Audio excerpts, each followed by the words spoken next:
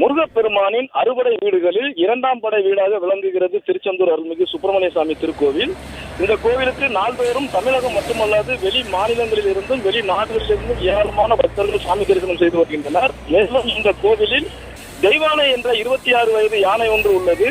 கடந்த 18ஆம் தேதி திருச்செந்தூர் கோவில் யானை தாக்கி பாலன், உதயகுமார் மற்றும் அவரது உறவினர் சிசுபாலன் ஆகியோர் உயிரிழந்தனர். இந்த சம்பவம் தமிழ்நாடு முழுவதும் பெரும் அதிர்வலைகளை ஏற்படுத்தியது. இந்த நிலையில் யானை கடந்த 11 தினங்களாக கட்டி வைத்துள்ள அறையில் மருத்துவ குழுவின் கண்காணிப்பில் இருந்து வந்தது.